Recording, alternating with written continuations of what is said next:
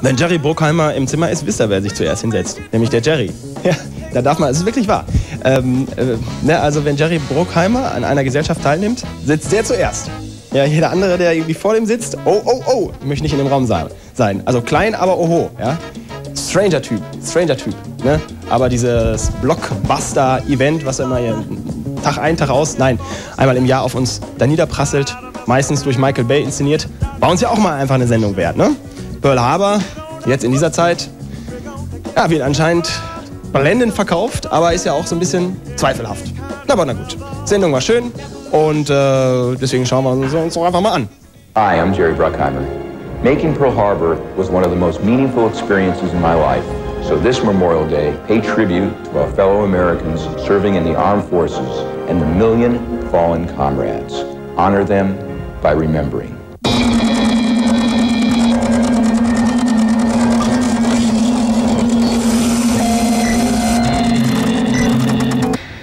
Hey, hallo zu Celluloid. Zack, zurück aus Cannes, ab in die Hauptstadt. Warum? Ganz einfach, hier ist ein Pressejunket. Dort treffen Journalisten auf großartige Künstler. Und in diesem Falle treffen, auch ich gehöre dazu, wir heute auf ein Traumpaar, das es in Hollywood schon richtig hat krachen lassen. Die haben schon richtig Gas gegeben. Filme wie Bad Boys, der war ja noch harmlos. Dann aber The Rock, zuletzt Armageddon. Haben richtig die Luzi abgehen lassen dort. Ja, die Rede ist natürlich vom Traumpaar Jerry Bruckheimer mit seinem Regiekumpel Michael Bay. Beide hängen da im Four Seasons Hotel rum und beide haben schön erstmal wieder auf Hawaii Pearl Harbor nachgebaut, um es dann wieder richtig kaputt zu machen. Super Sache, wie ich finde.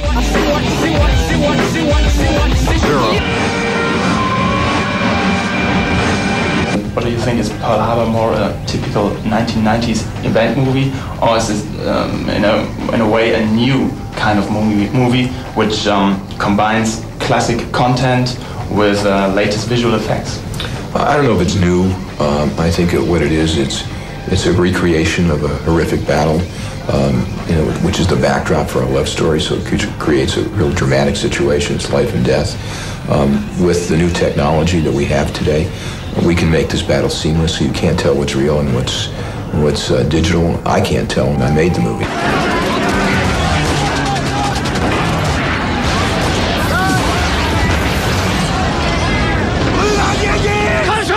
Michael Bay's got such a sensational eye that he can make these visuals and make them so exciting and so explosive that you feel you're right in the war, and that the bombs are going off all around you. With the digital sound now, they are going off all around you. You mentioned a lot of effects, digital effects, and real explosions. So you, as a very successful producer, you had also some problems in getting money for Pearl Harbor, or some trouble. So where do you see producers nowadays? Are they somehow very powerful or still very dependent to studios? We're always dependent on studios because they distribute the motion pictures and also finance a lot of them, majority of them. And we're slaves to what they'll give us money for and what they want to distribute.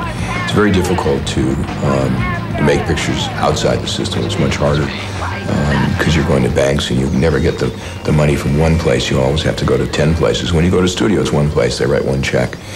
So it makes our lives much easier. In your movies, there are always very American topics. So it works perfectly outside of America. But in this case, I think it has been a little bit more difficult. So did you have some problems with it? Not yet. Not we'll yet. See. It hasn't opened everywhere yet. So there's enormous anticipation for the movie. It had the second biggest opening ever in America, and the biggest opening for a non-sequel.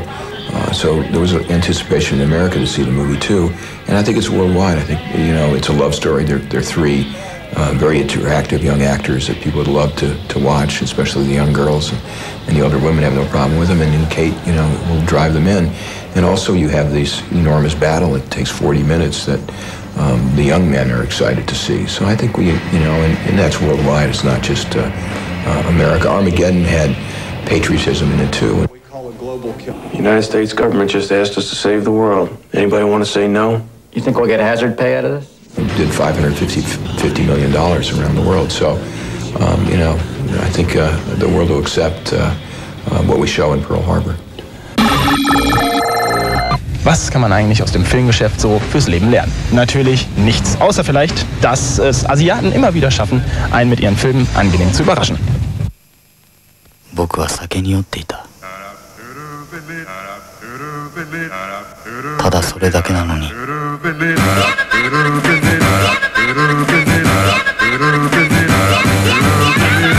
can call it rhythm and blues or rock and roll, but here is one that's a hit under any day.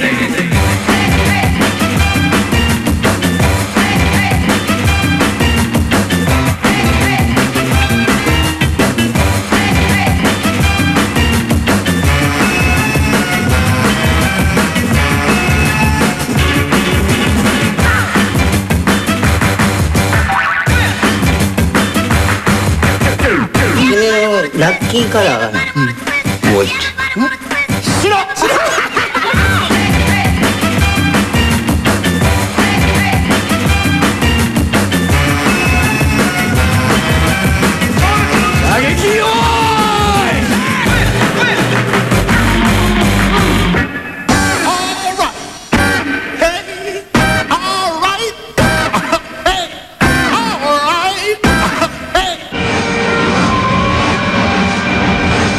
Is Pearl Harbor a film you always wanted to make? No, it was just an idea that came up after I did Armageddon. I took a year off directing, and it just hit me. It just like I heard the idea and I thought, who would be crazy enough to tackle such a huge scope of a movie? How can you even do it for the budget? You know, of this spectacular scale of an attack that a lot of stuff doesn't even exist nowadays.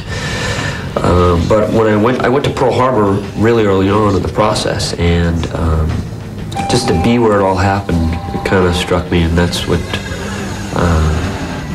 just kept drawing me to make it.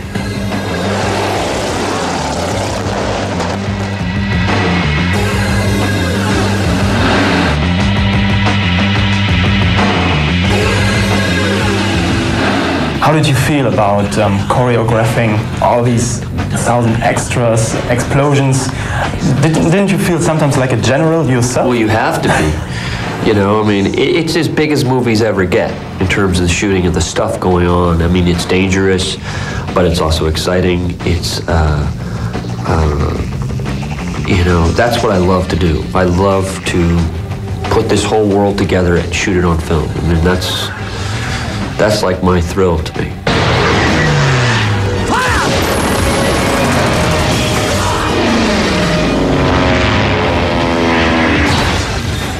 Was it a kind of surreal experience for you, standing on the set? It's surreal because you're creating a war where it happened. And it's surreal when you look down and you see the bullet holes right under your feet that are 60 years old. And it's weird. A lot of scenes had to be prepared months before. Oh, years. Years before. A year and a half. So what would happen then if there were, I don't know, 100 explosions and the main character is stumbling in the wrong way? I don't know. We a few times that happened, but we're pretty lucky. There's not a lot that went wrong. I mean, we did have a plane crash on this movie. The pilot walked away with a broken finger. That's all. That's all.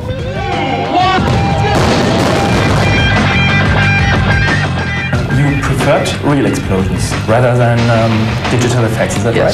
Yes. I mean, there is nothing like an actor trying to act and an explosion goes off, because they can't act that. It's because it's a concussion that hits your body.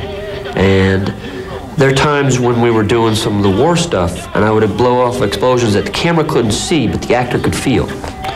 And it really changes. I mean, having real planes over their heads that are low, very low, sometimes 20 feet, trust me, that gets you feeling like something's happening. So do you think Pearl Harbor is a more real, classic cinematic film because of using more real elements? I think so. I mean, well, we shot the movie kind of in a classic way. I mean, it's kind of reminiscent of an old-fashioned movie. But there's also a financial risk, I think, for you, no? What do you mean in terms of what? Well, because yeah, explosions, real explosions, they can work or they don't work, and digital effects in the post-production. But digital effects, you know, I believe it's better to shoot real. You know, the more real you can shoot through the camera, the better it's going to look. Ich stehe an der Ampel. Das ist meine Abwechslung zu den holprigen Straßen hier in Berlin. Ich nutze diese Abwechslung, um mich ein ruhiges Minütchen an den guten alten Don Simpson zu erinnern. Don Simpson und Jerry Bruckheimer, das war nämlich das Traumproduzentenpaar in den 80ern in Hollywood. Sie haben quasi den Event-Blockbuster kreiert, also Filme wie Top Gun, Beverly Hills Cop, Tage des Donners, Flashdance und letzten Endes The Rock, das war der letzte der beiden, haben die Kassen knallen lassen und haben mehr oder weniger auch ein neues Genre kreiert. Ja, der gute Don Simpson hat das sehr genossen in seinem Leben. Er hat sehr viel Dinge zu sich genommen, die anscheinend ungesund waren, und Frauen und all das ganze Verderben. Gut, Rainer Brandt würde sagen, na, da schaut er sich die Radieschen halt mal von unten an. Er ist dahin geschieden, Jerry Bruckheimer macht immer noch volle Kanne weiter mit Michael Bay, ein Traumpaar, das die Kassen ganz gut knallen lässt. What makes the team Bruckheimer Bay work so well? I think it's Michael's talent. Is, you know, what we do is we collect talent. My talent is knowing talent, and the fact that I've had the ability to convince him to do 4 pictures is very pure luck. You know, he certainly can make pictures anywhere he wants. It's just we've been fortunate that he's accepted the scripts we've given him. Ich habe gesagt, ihr sollt die Zeugin ausfindig machen und nicht die ganze Nachbarschaft erschießen, nicht noch mehr Leichen. Holt euch das Dope zurück und das möglichst leise. Hören Sie, Captain. Die Sache gerät allmählich außer Kontrolle. Ja, das stimmt, sie gerät außer Kontrolle. Jerry is great dealing with the politics, and he keeps people away from me trying to make the movie. He protects my vision. We're friends, we're partners, and we see eye to eye in a lot of ways. We've got the same instincts. So you like to work with Jerry. Also in previous productions, I mean, was there a difference in your way on working on Pearl Harbor to previous productions?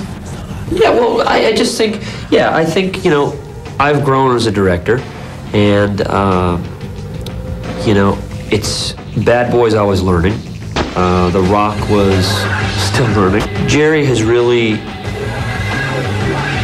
he lets it, it's my movie, you know what I mean? And he really will protect that, you know, and keep people away from me. When do you say, this is a movie we must make? When the script works. And, you know, it's kind of an amorphous answer, but, you know, when I feel that the script is in good enough shape that I can convince actors in a studio to make them. I can't sit here while I go moving. Chase my dreams through the polluted air. And it's just like sitting in a theater. It's no different. If you get involved in the story and it takes you long and you forget that it's 2 hours, then it works for you, right? It's the same thing when you sit down and read a script. If you can sit there and read the script and not look at your watch and get through it and feel that you've been moved in one way or another, then I think it's ready to be made. And do you have a special recipe or secret for your success as a producer? I do, but I can't tell anybody because everybody would do it. Now, if I did, believe me, I'd be in Hawaii right now, and I would have sold it to you a long time ago. So, alles klar. Zur Abmod treffe ich mich mal wieder hier mit euch am Flughafen. Krachige Sendung, auch eine krachige Verlosung. Ich habe eine vorbereitet. Wesley Snipes. Art of War. Unterschätzte Action, jetzt ungeschnitten. Mal sehen, was da alles so drin ist. Aber so leicht geht's nicht. Ihr müsst ein kleines Rätsel für mich lösen. Ich zitiere. Ich liebe den Geruch von Napalm am Morgen. Ja, ihr habt's verstanden, oder? Ich meine, es ist so leicht. Ich muss es jetzt nicht nochmal wiederholen. Wer das nicht drauf hat, ist erstens kein Stammgucker und kriegt zweitens auch von uns Kloppe. Ja, wir kommen dann mit, die Zelluloid-Clique kommt dann auf dem Schulhof an, bei euch in der Raucherecke, und dann gibt's einen, ne, auf den Hinterkopf. Alles klar, das war's schon von mir. Bis zur nächsten Woche. Tschüss.